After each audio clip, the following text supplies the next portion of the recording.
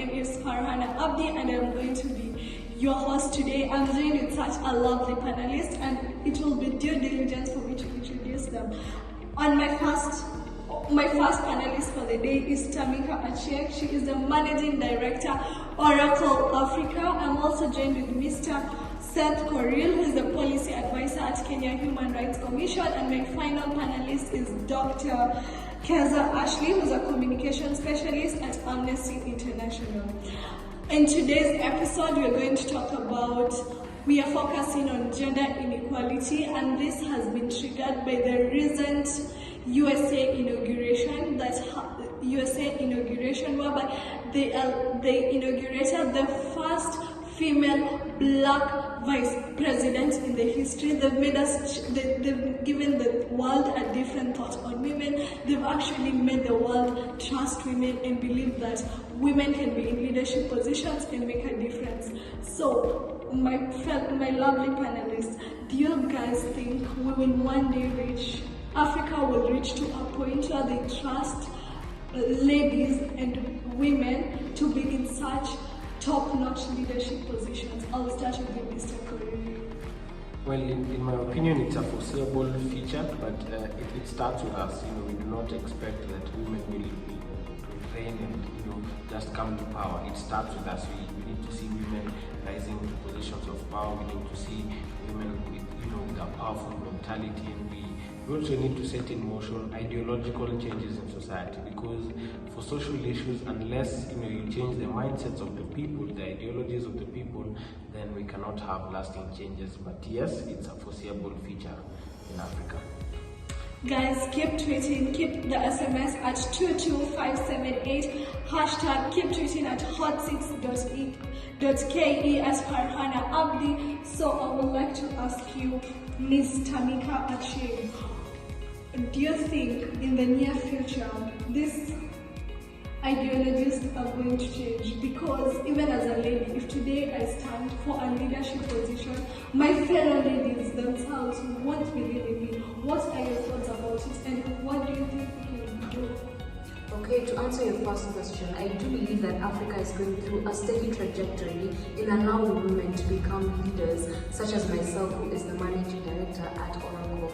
I also believe that there is this stigma when it comes to a woman being in a position of power. There's this myth that she may be too emotional, that she may not be able to handle it well. I have received this personally from being the only female board member in my organization. I'm always cut off. It is overwhelming to always have to keep being in a form of aggression. Therefore, I understand why women will be resentful towards me, because it's as if there can be only one position for a woman in that high place. And I'd like us to change our mentality, change our mindset from Patricia Muragami's book.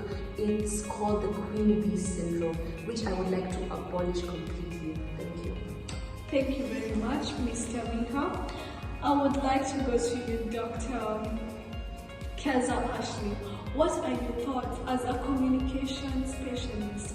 How do you think we can improve communication? Because you're working in an organization that is multicultural. How do you think we can improve communication and communicate better about gender inequalities, making more women come and be bold and take up the roles, and their fellow women and men just support them? What are your thoughts on it? Okay, thank you for having me. So in my field, I have worked with different cultures. I've worked with different people from different places, and in order to do that, you need to learn how to communicate. Now, the most recurring problem is many people don't know how to communicate. If you're talking to someone who doesn't necessarily come from where you're from, there's a communication clash. So it's like you try to impose your ideas on them and they try to impose their ideas on you, and there's a clash. Now, in order to do that, you need to be able to listen, to be understanding, to be empathetic towards these people in order to know where they come from. And when you know where they come from, like why they think this way, why they do this, that's how you get to find means of finding solutions towards a common problem. I can see there's so many tweets coming in. Let me just sample some of them. There's this tweet from Monica. Hi everyone, I'm from Afghanistan. Lots of love. This is such an interesting discussion. As for me, as it stands for me, women and men will always be equal and women should stand for their rights. This is actually such a interesting and intriguing tweet, and I would love to engage my panelists. What do you guys think? Mr. Mika, you can go first. Yes, I agree with the statement completely and fully. I believe that women and men are equal, and what a woman can what a man can do, a woman can do 2 times better.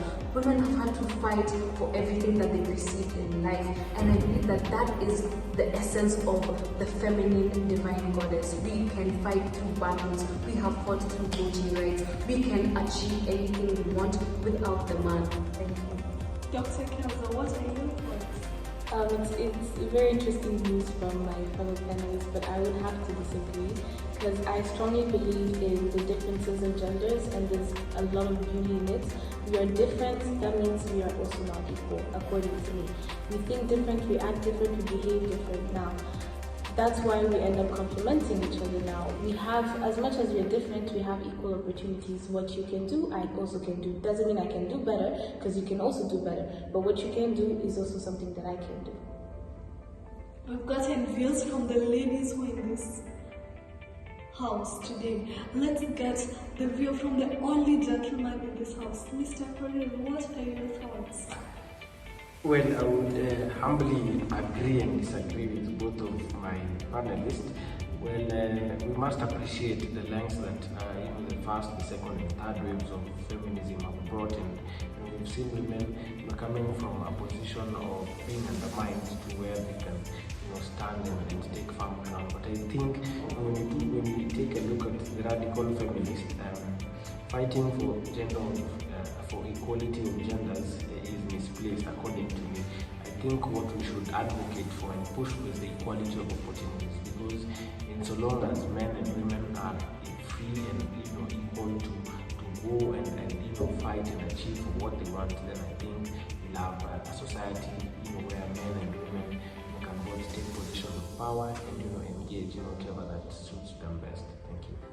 I actually also think that men and women deserve equal opportunities, but we can never be the same. I would love us to take a short commercial break. We will be back, but once again, I want to thank you. You're such a lovely panelist. I am appreciating you guys for your time to be here, and for the ones who are watching us at home and everywhere in the world, keep tweeting, keep us your comments at hotseats.kenya at Farhana Abdi, and I would love to see you guys in a few. Bye bye. See you all.